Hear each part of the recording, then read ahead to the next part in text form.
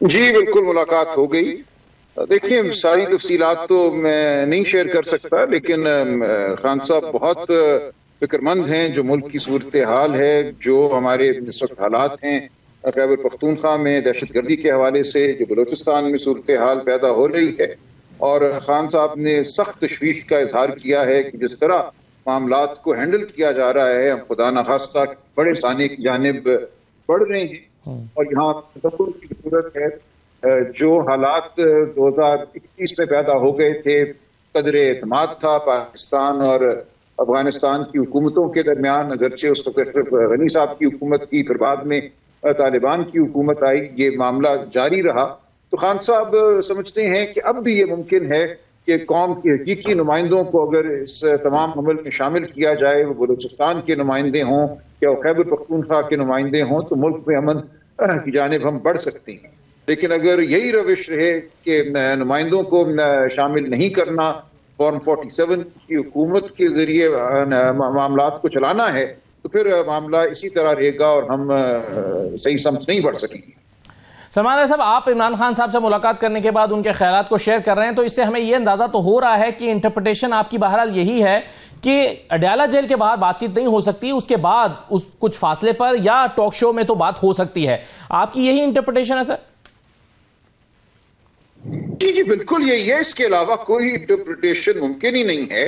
ये कैसे हो सकता है कि मेरी जुबान बंद हो जाए, मुझे कहा जाए कि जो कुछ मैंने सुना या जो कुछ मैं समझता हूं वो मैं बयान नहीं कर सकता।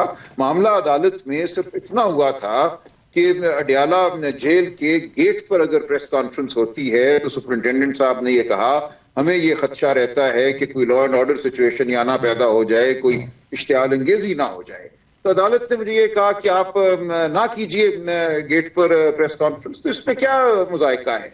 हमने मुलाकात करनी है, खान साहब से मुलाकात जरूरी है मुल्की मामलात के हवाले से, कानूनी आईनी मामलात के हवाले से। लेकिन जो सिक्योरिटी कमेटी की मीटिंग हुई उससे पहले हमारी मुलाकात नहीं होने दी गई। अगर होने दी गई होती तो हम शायद शमूलियत इख्तियार करते या कोई और तजवीज देते। तो खान साहब से मुलाकात अहम है। खान साहब इस वक्त इस मुल्क की सियासत का महवर हैं।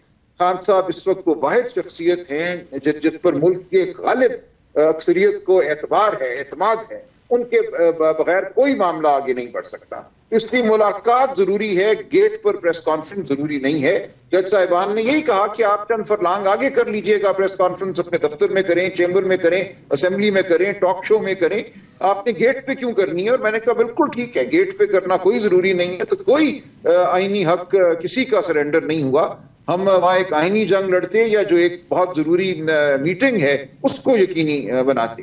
तो खान साहब की उनके रुफका के साथ मीटिंग, उनके खानदान के साथ, उनके वकला के साथ जरूरी है। और आज मैं बताता चलूं कि खान साहब की बहनों को आज पहली बार बहुत लंबे अरसे बाद मिलने नहीं दिया गया। ये मामला हम अदालत में लेकर जाएंगे कि ऐसा क्यों किया गया। सही है। सलमान राजा साहब, आपने जब मैंने ये इंटरप्रिटेशन का सवाल आपसे इसलिए किया था क्योंकि कल नवीद मलिक साहब जो वकील थे सुप्रीम जेल के अडयाला के, उन्होंने कहा कि ना यहाँ कर सकते हैं मीडिया टॉक, ना 4 किलोमीटर आगे कर सकते हैं, ना टॉक शो में कर सकते हैं। अदालत ने तो मुकम्मल पाबंदी लगा दिया। और उनको सेकंड किया बैरिस्टर अकील मलिक साहब ने। अकील मलिक साहब ये समझते हैं, जो कि वजीर मुमलिकत हैं लॉ एंड जस्टिस पे, वो कहते हैं कि नहीं जी बातचीत तो अब हो ही नहीं सकती। तो ये तो इसका मतलब है कि आप उनसे डिसएग्री करेंगे कि वो गलत कह रहे हैं? मुकम्मल तौर पर ऐसी कोई अंडरटेकिंग हमने नहीं दी। बात सिर्फ हुई थी अडयाला जेल के हवाले से कि अडयाला जेल के बाहर लॉ एंड ऑर्डर की सिचुएशन पैदा ना हो।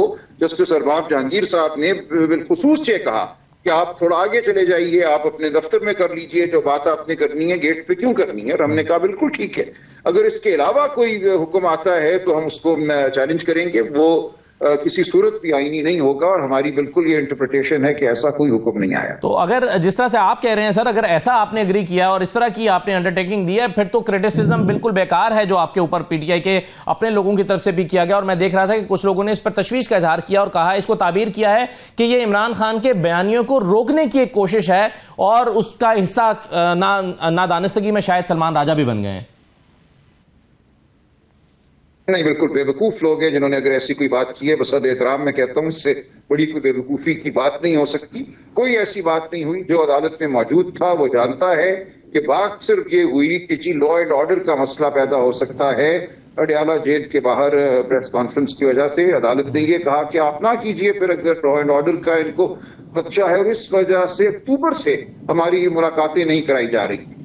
तो हमने कहा बिल्कुल ठीक है, आप मुलाकातें बहाल कीजिए। हमने जो बात करनी है वो हम चंद फरलांग आगे जाके कर लेंगे। हमें जेल के दरवाजे पे बात करना कोई जरूरी नहीं है। इससे ज्यादा कोई बात नहीं। और आप ये भी समझते हैं सलमान राजा साहब के जो फैमिली है, इमरान खान साहब की बहनें हैं, वो अडयाला जेल के बाहर भी गुफ्तगू कर सकती हैं? देखिए, तमाम गुफ्तगू जो है कल हो रही थी जुमेरात की मीटिंग के हवाले से। जुमेरात की मीटिंग जो है वो फ्रेंड्स की मीटिंग है। कानून में एक ये इस्तिलाह है, उसमें कोई भी उनके रुफका में से हो सकता है, वो सियासी रफीक हो या कोई और हो। तो तमाम जो गुफ्तगू थी कल वो फ्रेंड्स की जुमेरात की जो मीटिंग है उसके हवाले से थी, किसी और मीटिंग के हवाले से नहीं थी। सलमान राजा साहब, अब मुलाकातों के हवाले से मैकेनिज्म क्या तय पाया है? लिस्ट आप बनाकर देंगे, आप अप्रूव करेंगे, और क्या ये बतौर सेक्रेटरी जनरल आप ऐसा कर रहे होंगे? आज एक नाखुशगवार शायद वाकया भी पेश आया है, बाबर अवान साहब का नाम लिस्ट में आपकी मर्जी के बगैर डाला गया, जिस पर आपने उनका नाम निकलवाने का कहा। ये क्या मामला था? देखिए, एक डिसिप्लिन का मामला है। ये खान साहब ने तय किया है कि उन्होंने 3 लोगों को कोऑर्डिनेटर मुकर्रर किया है, मुझे, बैरिस्टर गौहर को और इंतजार पंजोता साहब को। नाम हम ही देंगे और उन नामों के मुताबिक मुलाकातें होनी हैं। देखिए, जहां तक ताल्लुक है सियासी रुफका का, तो वो तो खुद खान साहब फैसला करेंगे।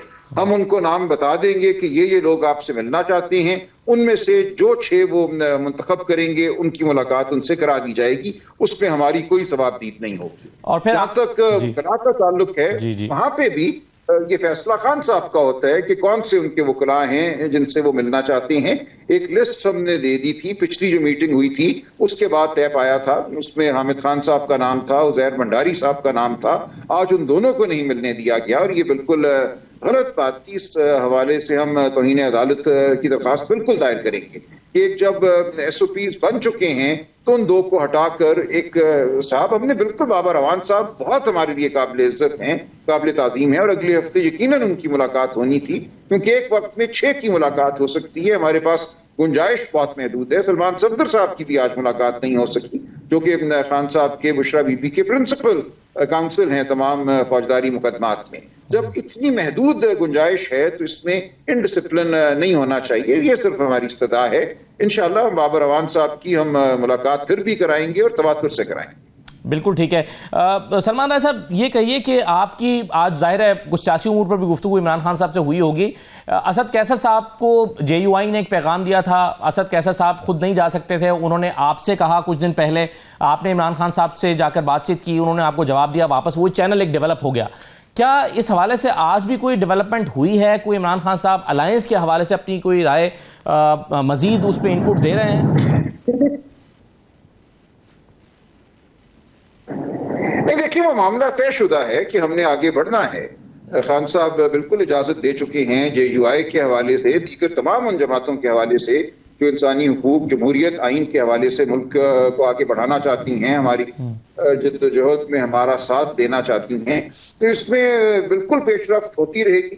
JUI ने ईद के बाद का वक्त मांगा है। उनकी अपनी जो उनकी मुक़तदरा है या उनका अपना जो अंदरूनी निज़ाम है उसके तहत वो कुछ फैसले करेंगे और हम फिर दोबारा बैठेंगे। मुझे कोई बड़ी दिक्कत नजर नहीं आती JUI के साथ सामने बढ़ने के हवाले से।